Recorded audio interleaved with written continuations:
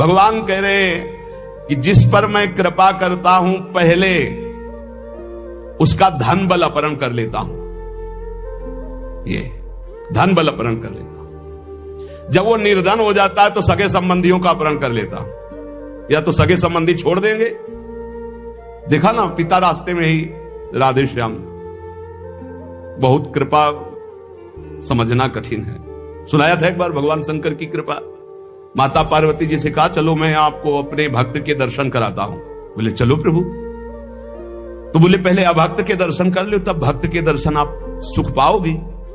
तो गए तो सुपारी कतर रहे थे बैठे, इसमें बढ़िया गद्दा लगा हुआ था, गिरदा लगा हुआ, 50 गाय 50 भैंसे दूध दुही जा रही थी। प्रातःकालीन का समय था। संत वेश में गए और कहा भगत जी 100 ग्राम दूध दे दो, शालिग्राम भगवान को स्नान कराना है। चल दिया सुबह से, और क्या क्या बोलना सो। महादेव जी ने कहा हे भगवान जितनी संपत्ति और वैभव इससे दुगना इसकी कर दो। माता जी ने कहा औघड़ इसीलिए कहा जाता है इनको, बड़े औघड़ नाथ है। 100 ग्राम दूध ले दिया, गाली दिया, ऊपर से कह रहे संपत्ति कह दो दुगनी। बोली नहीं पर अंदर अंदर बहुत विचित्र औढ़र दानी है इनका। आशुतोष बोले चलो भगत के दर्शन। बोले अभक्त तो ऐसा था कि अगर आप साथ ना होते तो इसको भस्म ही कर देती हम, क्योंकि अंबा तो शक्ति है। आपका अपमान। अभक्त ऐसे ही होते हैं, तुम्हें नाराज नहीं होना। भक्त के पास गए, एक झोपड़ी फूस की, एक गाय, और उसी फूस की झोपड़ी में माँ उसकी मैया रहती थी। गए जो देखा संत तो साष्टांग दंडवत किया, आओ बैठो बैठाला।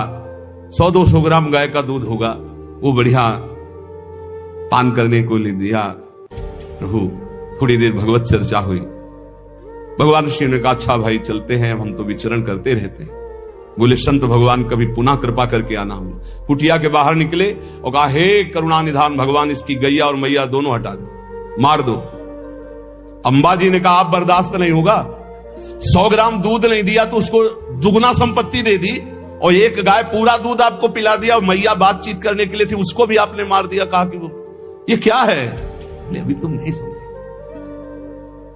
जब इतनी संपत्ति में साधु अपमान करके ऐसी गालियां देता है, जब डबल संपत्ति होगी तो ऐसा अपराध करेगा घोर नरक जाएगा, समझो। और इसका कुछ मन मैया में जाता है, कुछ गैया में जाता है। दोनों भगवान के पास गए, अखंड हमारा चिंतन करेगा, ये हमें लीन हो जाएगा। मतलब इनका ये बात तो सही। तो बोले जिस पर मैं कृपा करता हूं इस माया प्रपंच से उसे अपने स्वरूप में स्थित करता हूं।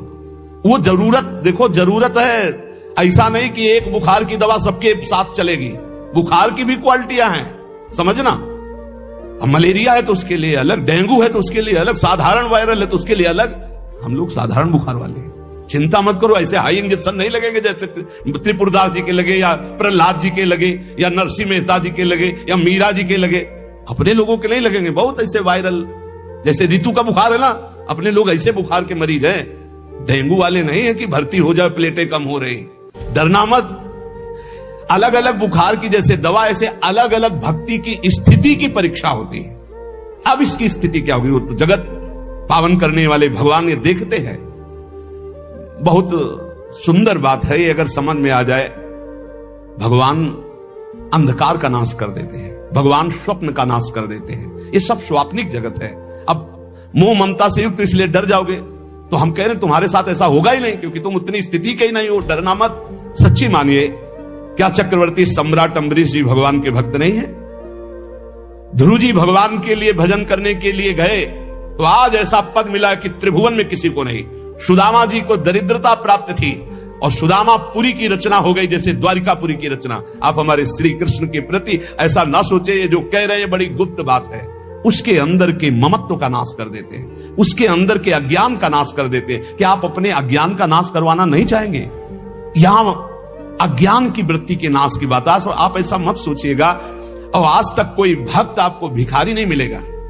आप ध्यान दीजिएगा, पुरुष से लेकर के जहां दृष्टि डालिए, जहां भक्तों को आपके 4 घर में लोग होते हैं, उनके भोजन की व्यवस्था में आप चिंतित रहते हैं, समझ रहे? जब हम मांग के खाते थे तो भूखे रह जाते थे, और जब भरोसे पे हैं तो 300-400 लोगों का बाल भोग, राज भोग और शयन भोग अपने आप हमारे प्रभु पूरा करते। तो हरिष्य धनम, तुम्हारा घर कितना बड़ा है, हमारे घर में कितने बैठे देख लो।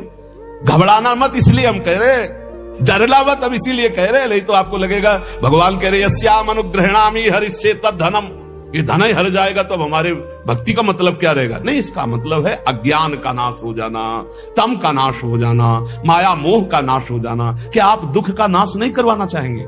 ये भक्ति दुख का नाश करके सर्वतो भावेन महासुख प्रदान करने के लिए है। ततो धनम त्यजन्त्यस्य स्वजनाः दुख दुखितम, भगवान कह रहे हैं फिर उसके परिवार वाले उससे प्यार नहीं करते।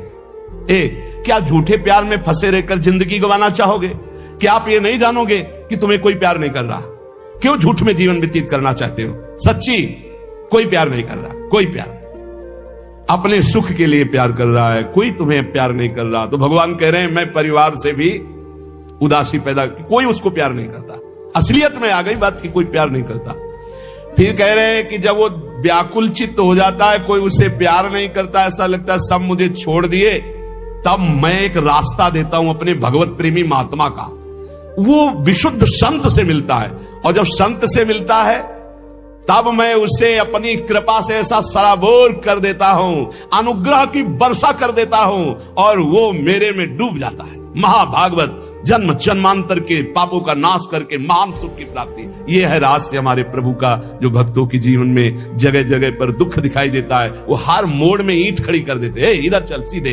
ये इतना फिसड्डी मन है कि अगर वो कृपा न करे तो माया में फंसा रहे, पर वो ऐसे ईंट रखते चले जाते हैं, निकल मेरी तरफ बढ़कर आ जा। अब त्रिपुरदास जी बाजार गए तो बेच के बाजार यो रुपया एक पायो, ताको ल्यायो मोटो थान मात्र रंग लाल गाइए, भीजो अनुराग पुनि नैन जलधार भीजो, भीजो दीन ताई धरि राख्यो और आइए, को प्रभु जन आए सहज दिखाई दई, भई मन दियो ले भंडारी पकड़ाइए, काहू दास दासी के ना काम को पे जाऊं लेके, बिनती हमारी जू गुसाई ना सुनाइए। त्रिपुरदास जी को दावत दिखाई दी, जो पीतल की सी दिखाई दे रही थी, उठाई बाजार ले गए तो उस समय उन्हें 100 पैसे मिले, 1 रुपया। 1 रुपया कपड़े की दुकान में गए, मोटी मार्किंग को, अब जहां इतना कीमती वस्त्र, सोने के गोटे हीरे लगाकर सुंदर ऐसी पोशाक भेजते थे, वहां आज स्थिति की मार्किंग कैसे ठाकुर जी को भेजे? लाल रंग से लगा, लाल रंग अनुराग का रंग, सफेद मार्किन लाके आंसू गिरते जा रहे हैं कि नाथ ये मोटा मार्किन आपके तो दास दासियों के लायक था, पर कुछ नहीं है।